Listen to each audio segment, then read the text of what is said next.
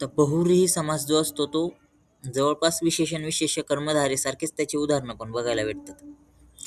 फक्त एवढंच आहे की विशेषण विशेष्य कर्मधारेमध्ये जे उत्तरपद होतं, विशेष्य होतं, त्याच्याबद्दल त्या ठिकाणी त्याला प्राधान्य होतं आणि त्याच्याबद्दल पूर्वपद हे डिस्क्राईब करत होतं. पण बहुव्रीहीमध्ये काय असतं, जे दोन्ही पदं मिळून समस्त पद तयार होतंय ते त्या दोन्ही पदांपैकी कोणत्याच एखाद्या पदाबद्दल डिस्क्राईब न करत ते कोणत्या तरी तिसऱ्या व्यक्तीबद्दल त्या ठिकाणी डिस्क्राईब करत असतं किंवा वर्णन करत असतात. बघा त्याच्यामध्ये बहुव्रीहीमध्ये ही वरचे वर आपण एक समजून घेतलं की बहुव्रीहीमध्ये असतं काय, की दोन्ही पदं जे आहेत ते तिसऱ्या कोणत्या तरी पदाबद्दल त्या ठिकाणी सांगत असतात. सामासिक पदांव्यतिरिक्त अन्य पद त्या ठिकाणी महत्वाचं असतं आणि समासातील पदांनी जेव्हा त्या पदांव्यतिरिक्त अन्य वस्तू किंवा व्यक्तीचा निर्देश होतो तेव्हा त्या समासाला आपण म्हणतो बहुव्रीही समास. आता बहुव्रीही समासामधलं जे समस्त पद असणारे ते नित्य विशेषण असणारे. नित्य विशेषण म्हणजे काय, समस्त पद हे नेहमी विशेषण असणारे कोणत्या तरी एखाद्या तिसऱ्या व्यक्तीचं ते विशेषण राहणार किंवा तिसऱ्या वस्तूचं ते त्या ठिकाणी विशेषण राहणार आहे. त्यातल्या त्यात बहुव्रीही समासाचे जे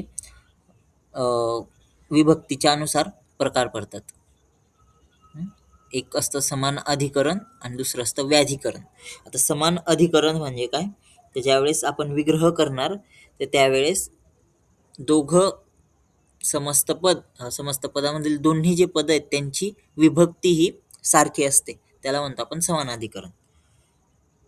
विग्रहात समस्तातील दोन्ही पद जे आहेत ते सारख्या विभक्तीत असतात, एकाच विभक्तीमध्ये असतात. अधिकरण म्हणजे विभक्ती आणि समान अधिकरण म्हणजे समान विभक्ती असलेली पद ज्याच्यामध्ये तो समान अधिकरण बहुव्रीही.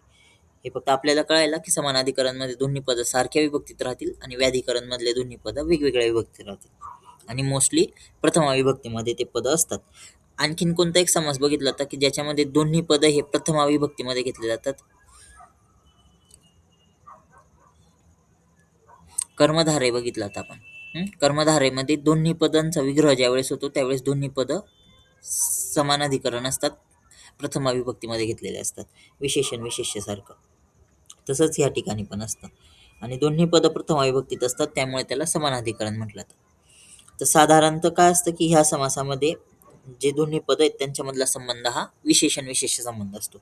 तुम्हाला सुरुवातीलाच सांगितलं की जसं विशेषण विशेष्य कर्मधारेमध्ये बघायला भेटतं सारखंच ह्या ठिकाणी पण बघायला भेटतं.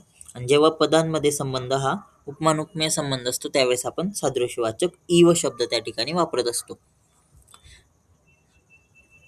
जवळपास कर्मधारेप्रमाणेच या ठिकाणी आपल्याला उदाहरणं बघायला भेटतील. फक्त फरक काय आहे की कर्मधारेमध्ये जे उत्तरपद आहे त्याला महत्व होतं आणि उत्तरपदाचा जो शब्द आहे त्याचं वर्णन पूर्वपदाद्वारे केलं जात होतं. आणि ह्या ठिकाणी काय आहे की उत्तरपद आणि पूर्वपद दोन्ही मिळून कोणत्या तरी वेगळ्याच गोष्टीबद्दल किंवा वेगळ्याच तिसऱ्या व्यक्तीबद्दल त्या ठिकाणी डिस्क्राईब करतायत, वर्णन करतायत. जसं आता इथे बघा, या ठिकाणी महात्मा शब्द आहे. आता या दोघांमध्ये जर का बघितलं महात्मा, दोन पद भेटतात, एक भेटतं महान, दुसरं पद भेटतं आत्मा.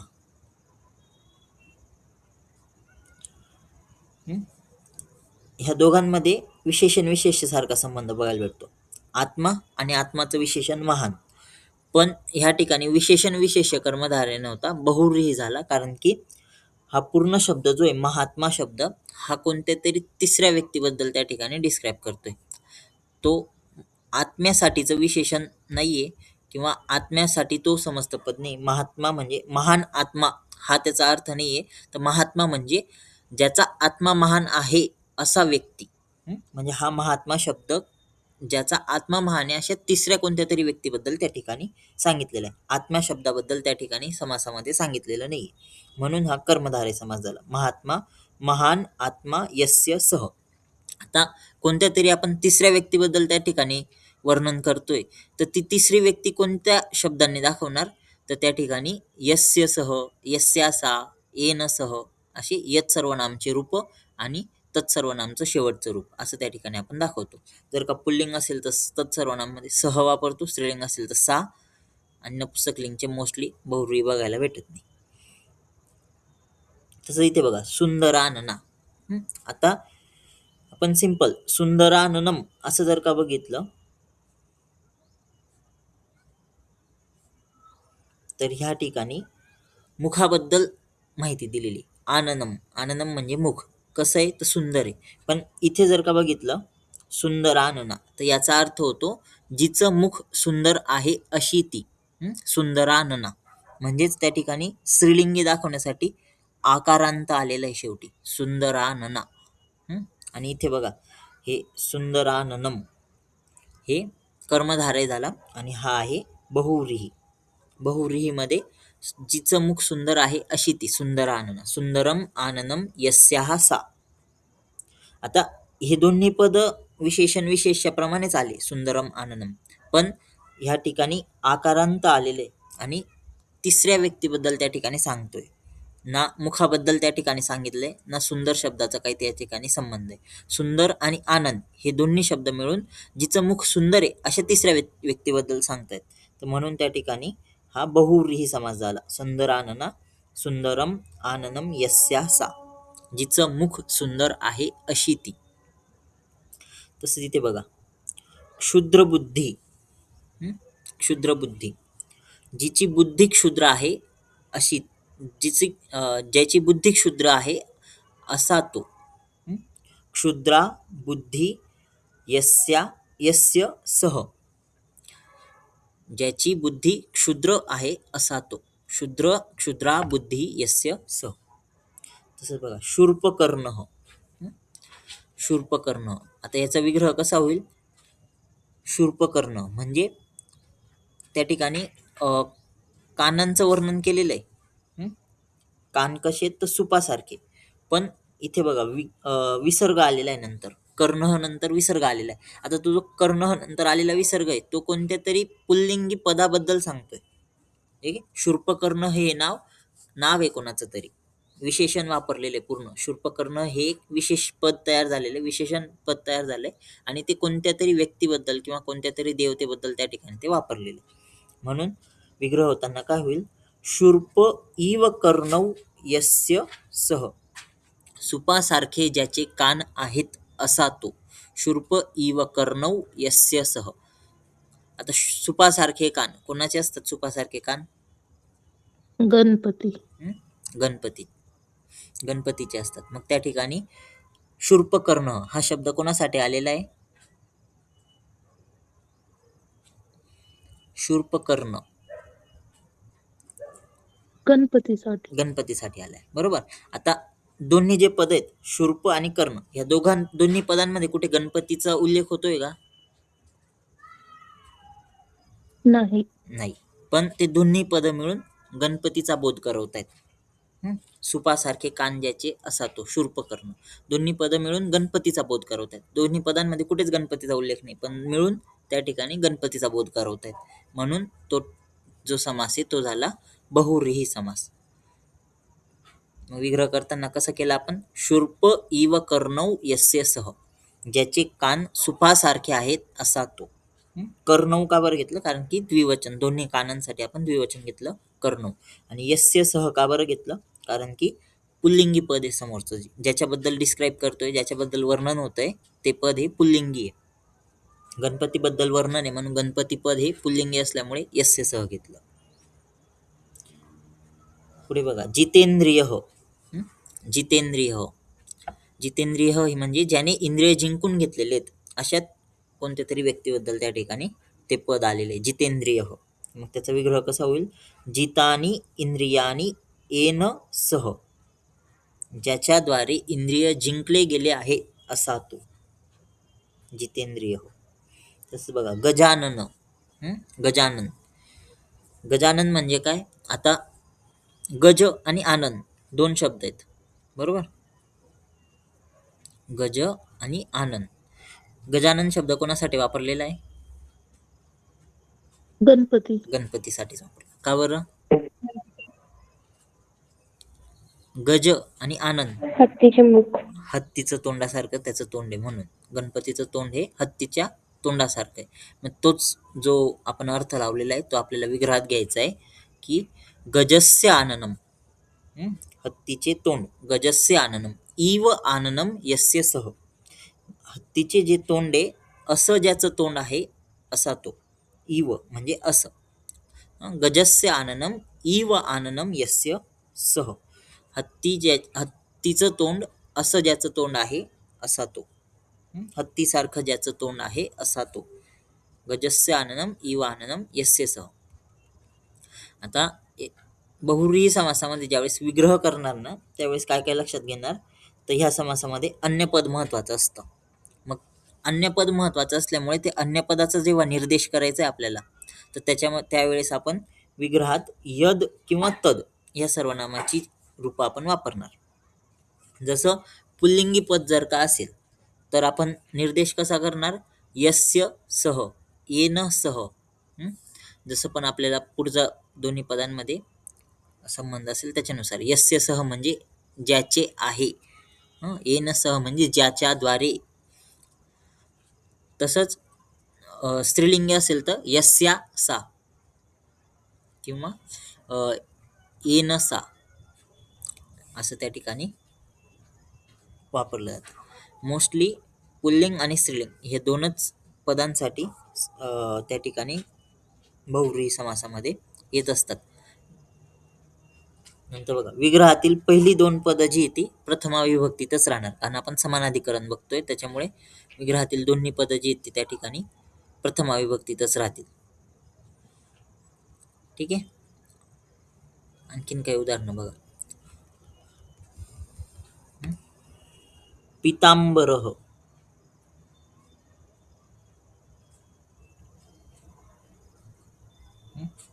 पितांबर. आधी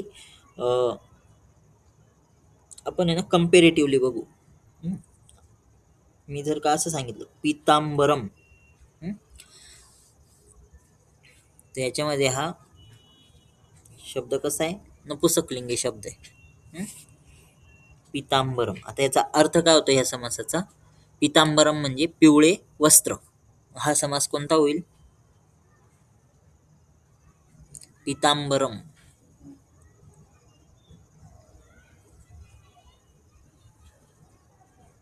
पिवळे वस्त्र असा याचा अर्थ होतो पितांबरमचा. कोणता समास होईल हा, विग्रह कसा होईल आणि याचा,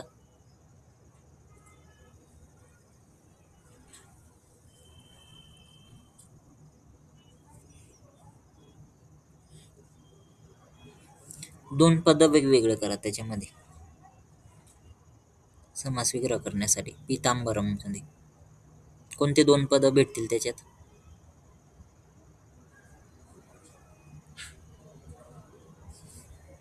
पीत अंबर. पीत आणि अंबर. बरोबर. आता ह्या दोघांमध्ये संबंध काय दोन्ही पदांमध्ये, विशेषण विशेष्य. विशेषण विशेष्य. ज्यावेळेस आपण विग्रह करणार आपल्याला विशेष्य कोणते विशेषण कोणतं हे माहित असलं पाहिजे आणि विशेष्याच्या लिंगवचन विभक्तीनुसार विशेषणाचं लिंगवचन घ्यावं लागणार आहे. आता विभक्तीत आपण प्रथमच घेणार आहे पण विशेषणाचं लिंगवचन हे अंबरमनुसार. कसं होईल, पूर्ण विग्रह कसा तयार होईल त्याचा, विशेष्य कोणतं आहे त्याच्यामध्ये, अंबर. अंबर. अंबर म्हणजे वस्त्र. आता वस्त्र शब्द नपुंसकलिंगी असतो म्हणून अंबरम असा शब्द येतो. पीत शब्दाचं रूप कसं येणार,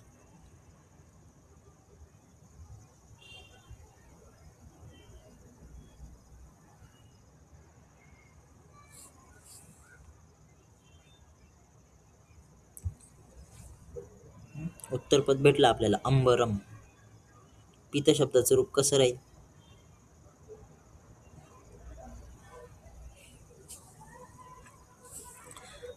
कर्मधारय बघताना तुम्हाला सांगितलं होतं बघा, विशेषण आणि विशेष्यामध्ये संबंध कसा असतो, विशेषणाला स्वतःचं लिंगवचन विभक्ती नसते, तो विशेष्याच्या लिंगवचन विभक्तीनुसार चालतो. मग अंबरम जर का आहे शब्द तर पीत शब्दाचं रूप कसं येईल, सेम त्याच्यासारखंच, पीतम. पीतम अंबरम. तर ह्या ठिकाणी अंबरम शब्दाबद्दल पीत शब्द डिस्क्राईब करतोय. म्हणजे अंबरम शब्दाला प्राधान्य किंवा महत्त्व दिलेलं आहे.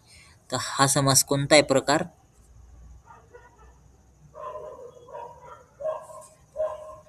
पीतांबरम हा कोणता प्रकार झाला समासाचा?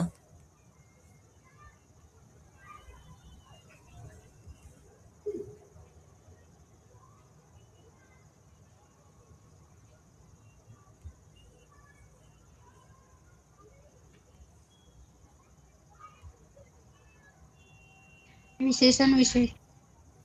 विशेषण विशेष्य आहे. विशेषण विशेष्य समासाचा प्रकार नाहीये. एक टाईप झाला, पण नेमका प्रकार कोणता आहे? तत्पुरुष मध्ये काव्यभाव. कर्मधारय. हा, कर्मधार आहे. बरोबर, कर्मधार आहे. हं? आता आणखीन एक उदाहरण बघा त्याच्यात. आता हे झालं कर्मधारेचं उदाहरण. तेच जर का तुम्हाला असं दिलं, पीतांबरः, त्याचा विग्रह कसा होईल?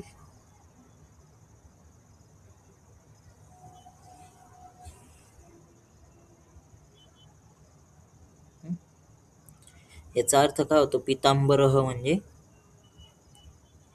ते इथे विसर्ग आलेला आहे.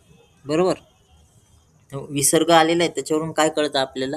की हे कोणत्या तरी पुल्लिंग पदाबद्दल डिस्क्राईब करणारं विशेषण तयार झालेलं आहे. पीतांबरः हेच एक विशेषण आहे. मग काय सांगते पीतांबरः हे विशेषण? अर्थ काय होतोय त्याचा? तर पिवळे वस्त्र ज्याचे आहेत असा तो. मग विग्रह कसा होईल त्याचा?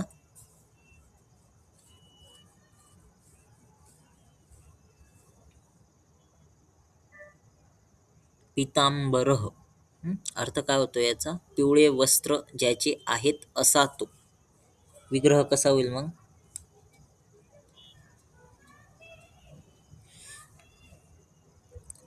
आता विग्रह करताना काय काय लक्षात ठेवणार? आपल्याला 2 पद आधी सांगायचे, विशेषण कोणतं आणि विशेष्य कोणतं ते लिहायचंय. आणि त्याच्यानंतर ज्या तिसऱ्या व्यक्तीबद्दलचा निर्देश करतो, पितः अंबर येन सह. आता याच्यामध्ये अंबर शब्द हा नपुसकलिंगी.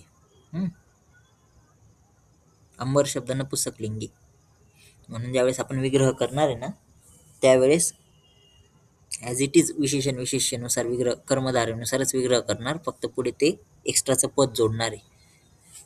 कसा होईल विग्रह? वरती जो केलाय तोच विग्रह राहील कंटिन्यू खाली.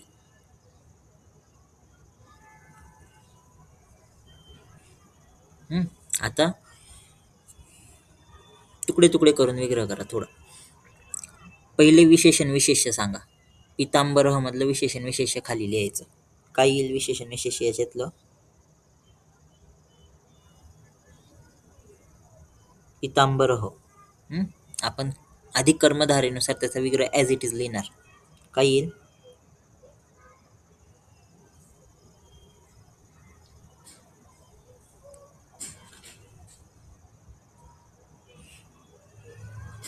वरचा जो विग्रह आहे तोच खाली घ्यायचा.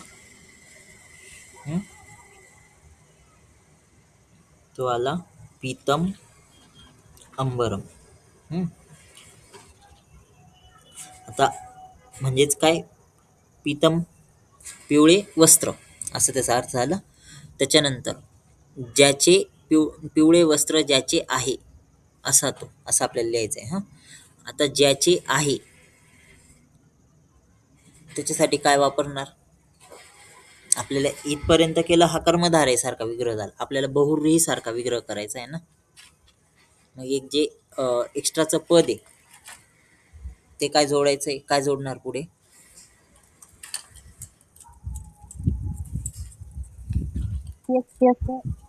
यस्य सह. यस्य सह.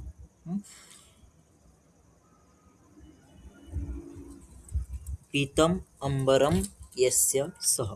किंवा मग असं पण करू शकता तुम्ही, याला बहुवचन पण दाखवू शकता. पीतानी अंबरानी यस्य सह. ज्याचे, आता एका वस्त्राच्या जागी पण खूप सारे वस्त्र दाखवले, अनेक वस्त्र ज्याचे पिवळे वस्त्र आहेत असा तो. असं पण त्या ठिकाणी करू शकतात. पीतांबरः. आता विसर्ग होता म्हणून पुल्लिंगी केला आपण आणि यस्य सह जोडलं. तेच जर का स्त्रीलिंगी राहिलं असतं, पीतांबरच्या जागी पीतांबरा असं राहिलं असतं. पीतांबरा. मग काय विग्रह होईल याचा? सगळं ॲज इट इज आहे, फक्त विसर्गाच्या जागी आकारांत केलंय. म्हणजेच स्त्रीलिंगी. पीतम अंबरम यस्य सा. पीतम अंबरम यस्य पुल्लिंगी आहे.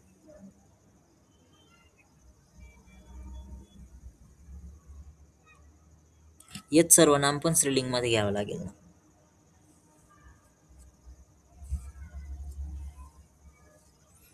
सा बरोबर सांगितलं. यतचं रूप काय येणार?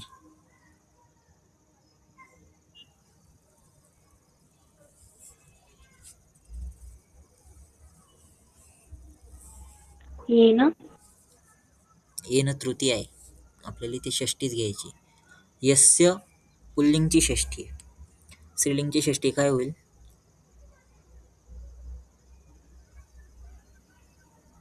जसं तत्सर्वांचं बघा, तस्य तयोः तेषां षष्ठी पुल्लिंग, तस्या तयोः तासु सप्तमी, किंवा तस्या तयोः तस्याः तयोः तेषां षष्ठी ही याच्यामध्ये येते, स्त्रीलिंगमध्ये येते तत्चं. यत सर्वनाम पण ॲज इट इज तसंच चालतं, तत्च प्रमाणेच. यस्य ययोः येषु यस्य ययोः येषां षष्ठी ही पुल्लिंग प्रमाणे. मग स्त्रीलिंगची षष्ठी कसं होईल?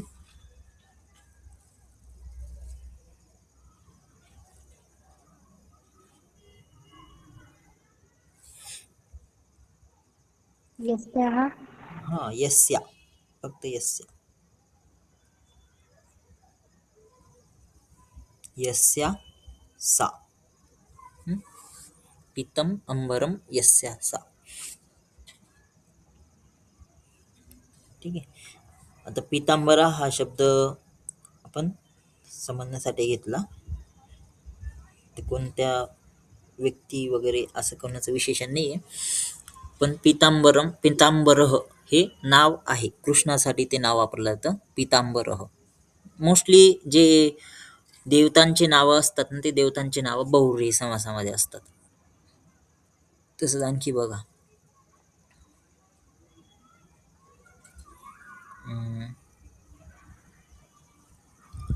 नीलकंठ. नीलकंठ.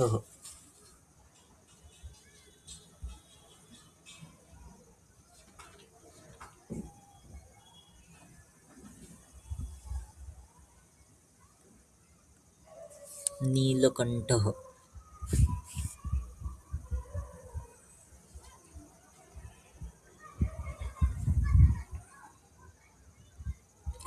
कसा होईल विग्रह?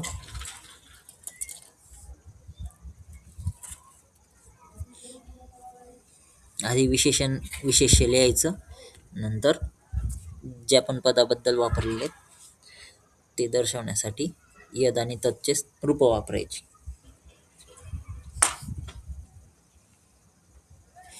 नीलकंठ कसा विग्रह होईल?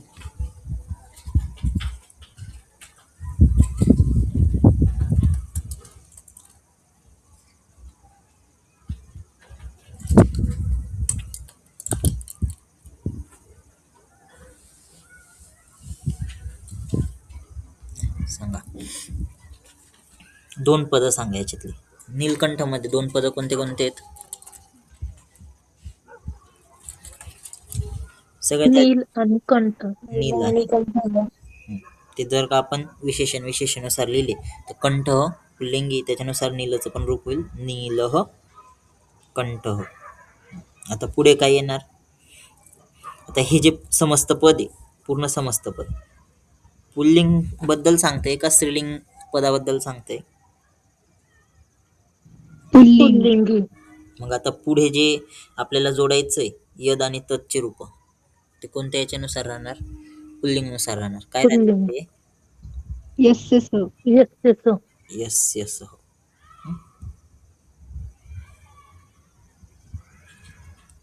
नीलः कंठः यस्य सह. नीलकंठ कोणाचं नाव आहे? शंकरच. शंकराचं. तसं आणखी बघा, लंबोदरः. लंबोदरः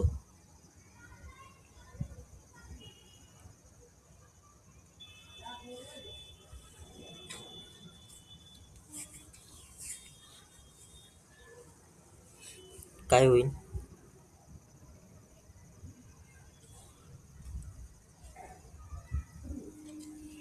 आधी दोन पद कोणकोणते ते वेगवेगळे करा.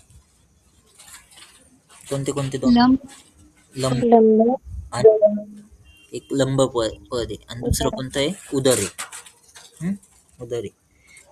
लंब हे उदरचं विशेषण आहे. मग पूर्ण विग्रह कसा होणार? आणि लंबोदरः हे पूर्ण समस्त पद. पुल्लिंग पदाबद्दल सांगते का स्त्रीलिंग पदाबद्दल? पुल्लिंग. पुल्लिंग पदाबद्दल, बरोबर. मग विग्रह कसा होईल पूर्ण? लंबः उदरः यस्य स. बरोबर. लंबः उदरः यस्य सह.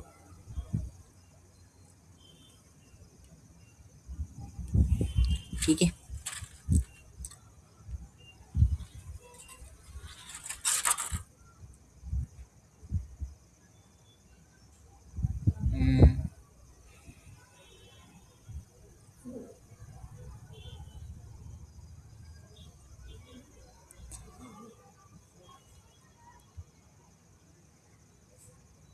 लंबोदरः कोणाचं नाव आहे?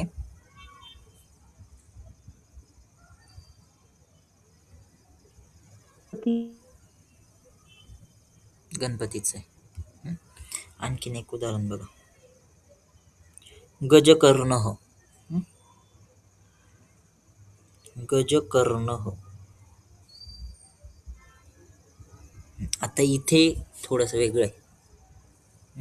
इथे संबंध कोणता आहे? दोन पद आहेत. दोन पद कोणकोणते ते सांगा आधी. गज कर्ण. गज आणि कर्ण. आता दोघांमधला संबंध कोणता राहील?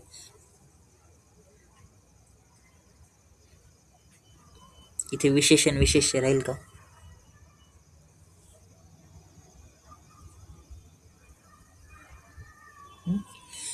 आता संबंध शोधण्यासाठी थोडस अर्थ लावावा लागेल त्याचा. गजकर्ण याचा अर्थ काय आला?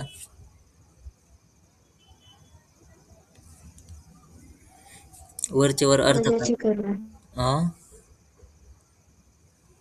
गजाचे कर्ण. गजाचे कर्ण म्हणजे हत्तीचे कान. आता ह्या ठिकाणी नेमकं हत्तीचे कान याची कंपॅरिझन केलेली, बरोबर. विशेषण विशेष्य तर इथे लागणार नाही, कारण की कर्णचं विशेषण, गज हे विशेषण नाही कर्णचं. पण कंपॅरिझन होऊ शकते. हत्तीचे कान, हत्तीच्या कानाची कोणत्या तरी दुसऱ्या याच्यासोबत कंपॅरिझन करू शकतो आपण. मग कंपॅरिझन जर का होते तर त्या ठिकाणी कोणता शब्द येतो? एक सादृश्यवाचक. उपमा. उपमान उपमेय असतं ते. ठीक आहे, उपमान उपमेयच आहे याच्यामध्ये, पण उपमान उपमेयासाठी आपण एक शब्द वापरतो, सादृश्यवाचक शब्द. कोणता आहे?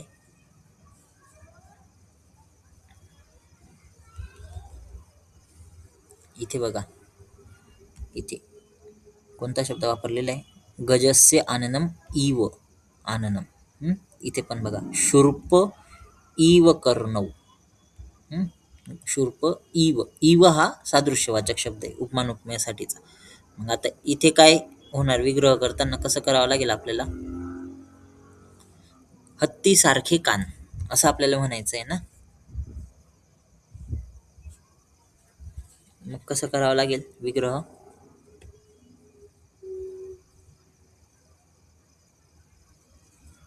गज इव कर्ण. गज इव कर्ण. आता पूर्ण समस्त पद जे ते पुल्लिंगी का स्त्रीलिंगी दर्शवतंय?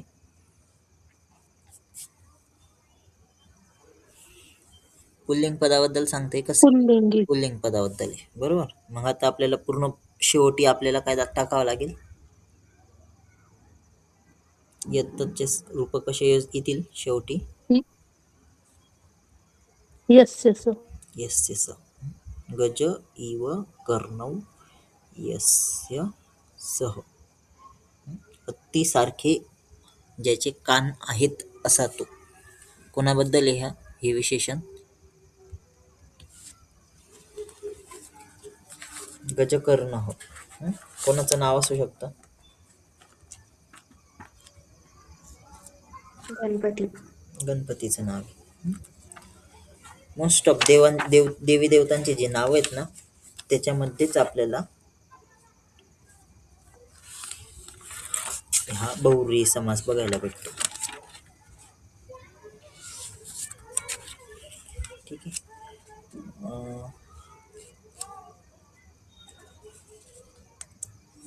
आणखीन आता हे जे बघितलं आतापर्यंत हे आपण बघितलं दोन्ही पद प्रथमा विभक्तीमध्ये होते, समानाधिकरण होतं, दोन्ही पद सेम विभक्तीचे होते. आता पुढचा जो एक प्रकार येतो ना बहुव्रीहीमध्ये, दुसरं जे प्रकारचे उदाहरणं असतात ते असतात व्याधिकरण. व्याधिकरण म्हणजे वेगवेगळे विभक्तीचे असतात रूप.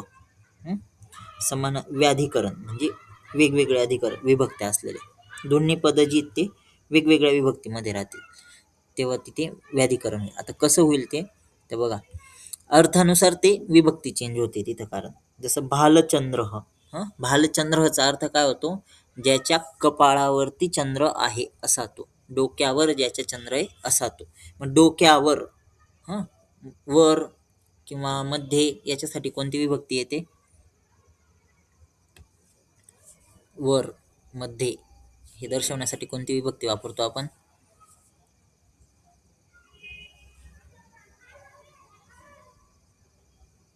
सप्तमी. सप्तमी असते बरोबर. मध्ये वर याच्यासाठी सप्तमी. मग आपल्याला डोक्यावर भाल शब्द आहे तिथे, डोक्यासाठी शब्द काय भाल आहे. मग डोक्यावर हे दाखवायचं तर भाल शब्दाची सप्तमी टाकावी लागते, मग त्याची सप्तमी होते भाले.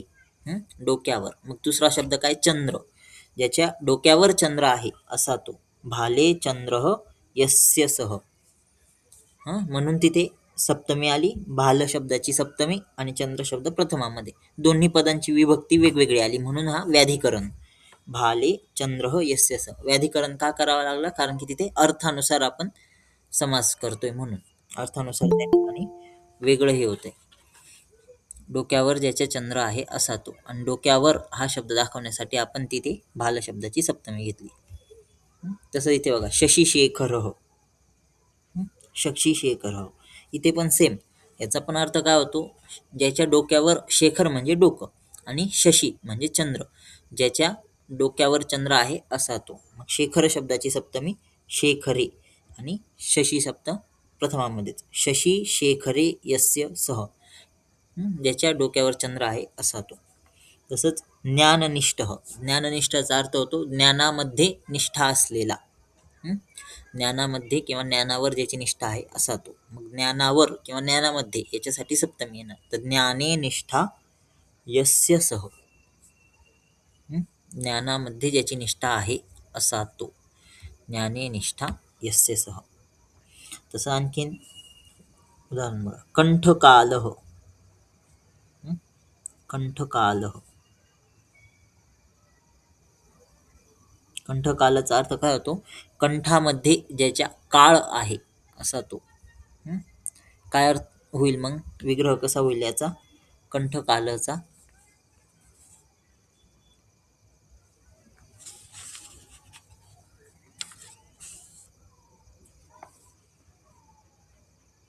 कंठकालः, कंठामध्ये ज्याच्या काळ आहे असा तो. आता कंठामध्ये याच्यासाठी काय घ्यावी लागेल विभक्ती, कोणती विभक्ती येईल,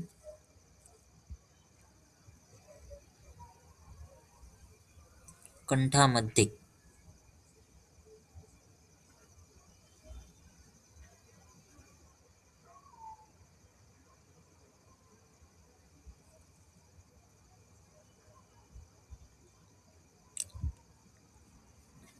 आता विग्रह करताना सिंपल दोन पद कोणकोणते ते वेगवेगळे करा. आधी कोणते कोणते दोन पद आहेत इथे कंठकालमध्ये,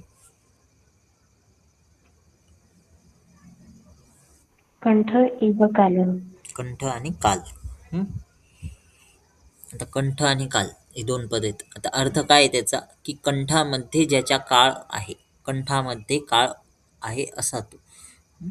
आता जसं भालचंद्रचा होतं, डोक्यावर ज्याच्या चंद्र आहे असा तो. शशिशेखर, डोक्यावर ज्याच्या शशी आहे असा तो. ज्ञाननिष्ठ, ज्ञानामध्ये ज्याची निष्ठा आहे असा तो. आता ह्या ठिकाणी मध्ये आणि वर याच्यासाठी आपण कोणती विभक्ती घेतलेली?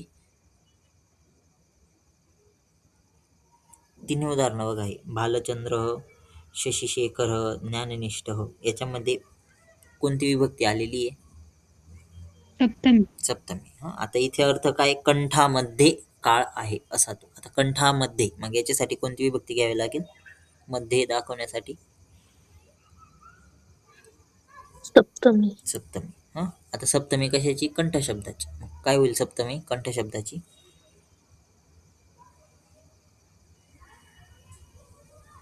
याची सप्तमी काय होईल?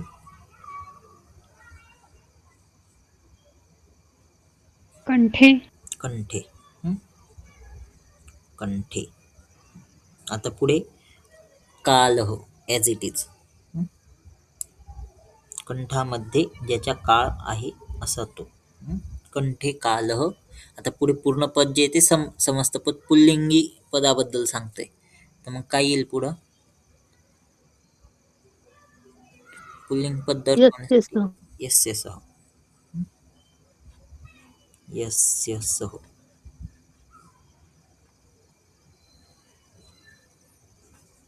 ठीक आहे. कंठे कालह यस्य सह.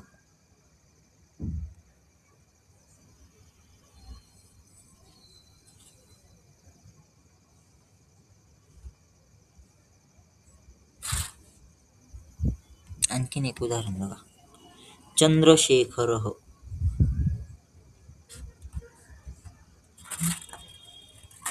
चंद्रशेखरः. आधी त्याचा अर्थ लावा. काय अर्थ असेल चंद्रशेखरचा?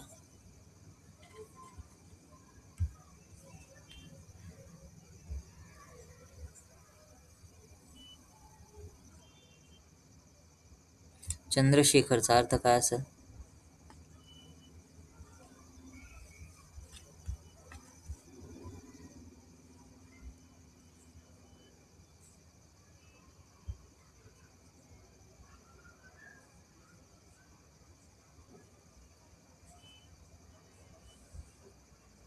दोन पद आहेत नाही ते, एक चंद्र आहे आणि एक शेखर आहे. शेखर म्हणजे काय? डोकं.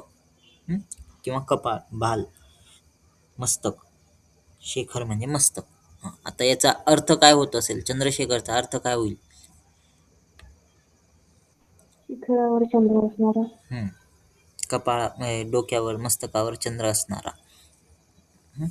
तर शेखर शब्द मस्तकासाठी. मग मस्तकावर सप्तमी कोणत्या शब्दाची येईल?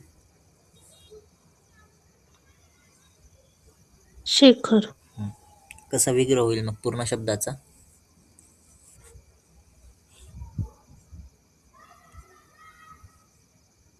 याचा विग्रह कसा होईल पूर्ण?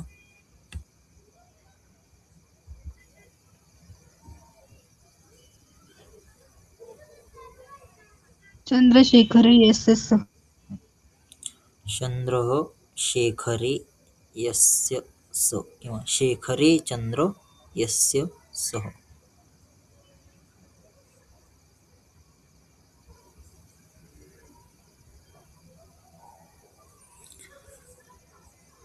ठीक आहे.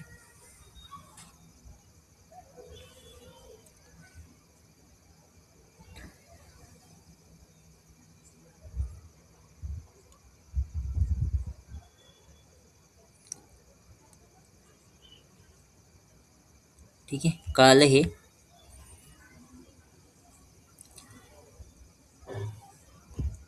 बहुव्रीही समास कळाला कसा असतो? मोस्टली देवतांची नावं जे असतात त्याच्यामध्ये बहुव्रीही समास आपल्याला बघायला भेटतो. नंतर आणखीन एक प्रकार येतो नय बहुव्रीही. तर याच्यामध्ये काय असतं, जसं आपण नय तत्पुरुष बघितला सेम इथं पण राहतं. फक्त एवढं आहे की नय तत्पुरुष हे दुसरं जे पद आहे त्याच्याबद्दल होता, उत्तर पदाबद्दल, आणि नय बहुव्रीही हा जो येतो कोणत्या तरी वेगळ्या पदाबद्दल आहे. अदर दॅन दोन्ही पदांना सोडून कोणत्या तरी तिसऱ्याबद्दल आहे. आता पूर्वपद जे असतं ते अभावदर्शक किंवा नकारदर्शक अ किंवा अन असतो, जसं नाही तत्पुरुषमध्ये बघितलं सेम तसंच. आणि अ घ्यायचा का अन घ्यायचा त्याचा पण नियम नाही तत्पुरुषप्रमाणेच. व्यंजन असेल पूर्वपदामध्ये, उत्तरपदातलं पहिलं अक्षर जर का व्यंजन असेल तर पूर्वपदामध्ये अ येतो, आणि उत्तरपदातलं पहिलं अक्षर जर का स्वर असेल तर पूर्वपदामध्ये अन येतो.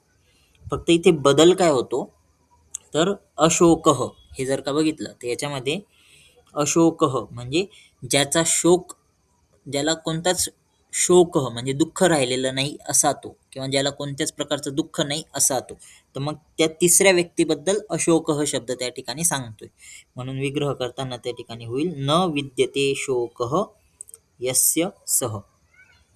अशोकः न विद्यते शोकः यस्य सः. तसंच अनपत्या म्हणजे जिचं कोणतंच अपत्य राहिलेलं नाही असं, अशी ती अनपत्या. अविद्यमानम अपत्यम यस्या सा. अनपत्या जिचं कोणतंच अपत्य राहिलेलं नाही अशी ती.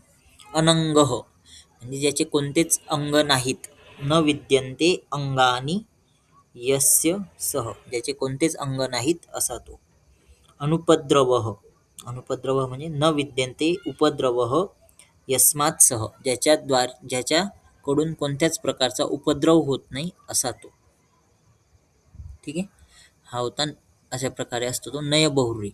आता नुसतं जर का तुम्हाला समजतं पद आलं तर बहुव्रीही करायचा का तत्पुरुष करायचा, तर तिथे लक्ष द्यायचं. मोस्टली तुम्ही जर का नुसतं न शोक अशोकचं न शोकः एवढाच जर विग्रह लिहिला तर तो नय तत्पुरुषचा विग्रह राहील. आणि तेच जर का तुम्ही न विद्यते शोकः यस्य स असा पूर्ण विग्रह लिहिला तर तो बहुव्रीहीचा विग्रह राहील. तुम्ही कसा विग्रह करताय त्याच्यावर डिपेंड आहे. ठीक आहे. त्याच्यानुसार समजतं नाम लिहायचं.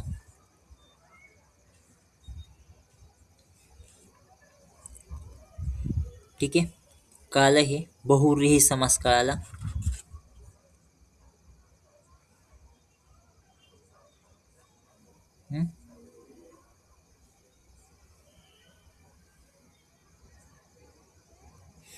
आणखीन एक उदाहरण बघा.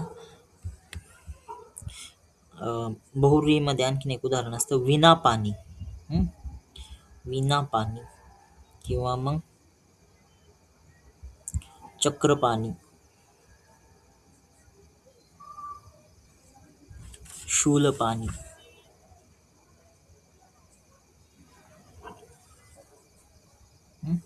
आता याच्यामध्ये हे सगळ्यांचा अर्थ काय काय होतोय. विना पाणी म्हणजे जिच्या हातामध्ये विना आहे अशी ती. चक्रपाणी म्हणजे ज्याच्या हातामध्ये चक्र आहे तो. शूलपाणी म्हणजे ज्याच्या हातामध्ये शूल म्हणजे त्रिशूळ आहे असा तो. तर यांचे विग्रह ज्यावेळेस होणार ते कसे होतील. विना पाणीचा विग्रह होईल विना. आता पाणी एकच हात नाही, दोन हात असतात, म्हणून पाणी शब्दाचं द्विवचन घ्यावं लागेल. विना पानौ यस्य सह. दोन हातांनी विना पकडली जाते. यस्या सा करावं लागेल. हातामध्ये विना आहे अशी ती. तर हे विना पाणी हे कोणासाठी वापरलेलं असेल. विना पाणी हे हे जे विशेषण आहे ते कोणासाठी. सरस्वती. सरस्वतीसाठी. बरोबर. विना पानौ यस्या सा. तसं चक्रपाणी. चक्रपाणी. चक्रपाणी.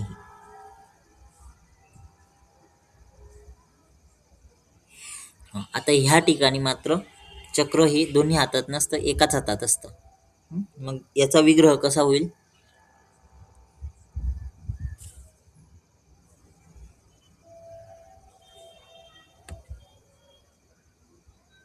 हातामध्ये असं म्हणायचं आहे ना. तर चक्रम चक्र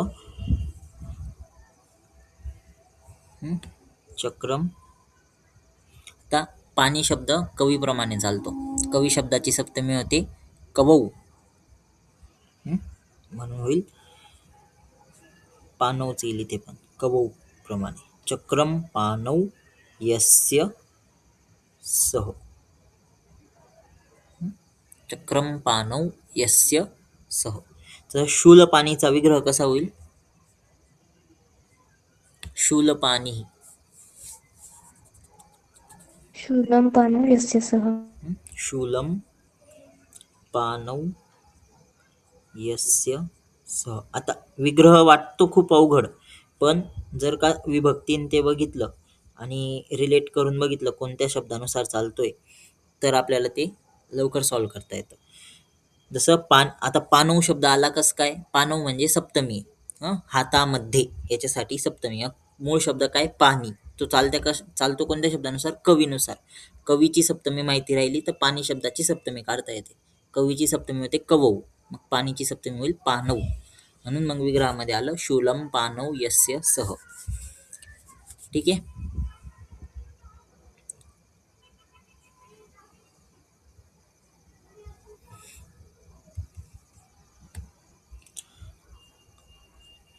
आणखीन एक उदाहरण बघा. दशाननः. दशाननः.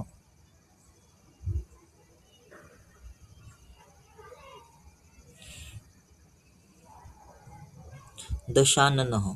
याचा अर्थ सांगा आधी. अर्थ काय होईल? 10 मुख. 10 मुख आहेत ज्याचे. ज्याचे 10 मुख आहेत असा तो. 10 तोंडे असलेला. मग आता विग्रह करताना कसं होईल? 10 दश ॲज इट इज येईल. पण आनन शब्द एकवचनी येईल का बहुवचनी येईल?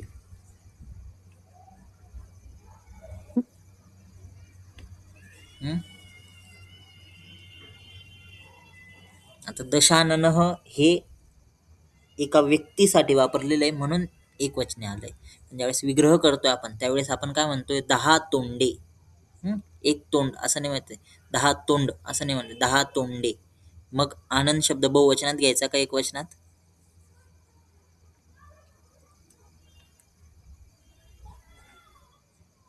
बहुवचनात. बहुवचनात. मग बहुवचन काय होईल त्याचं?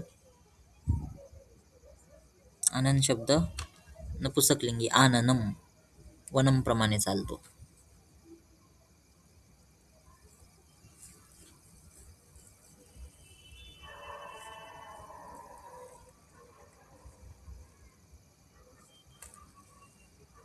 बहुवचन काय होतं आनंद शब्दाचं?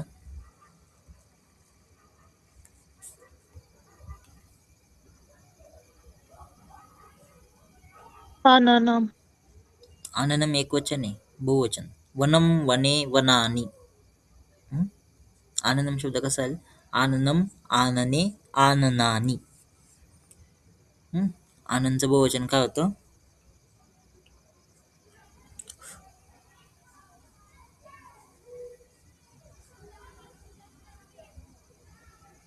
बहुवचन काय होईल आननमचं? आननानी. दश आननानी. आणि पुढे आता हे पुल्लिंग पदाबद्दल सांगते. मग काय येणार पुढे?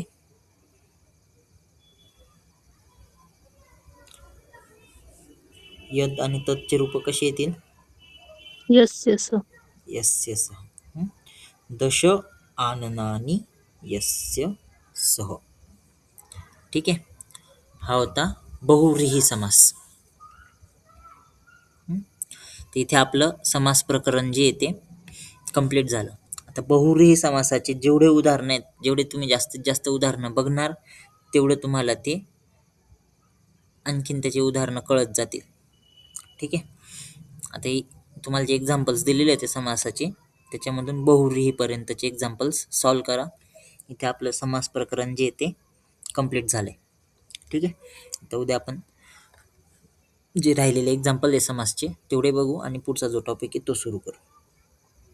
ठीक आहे.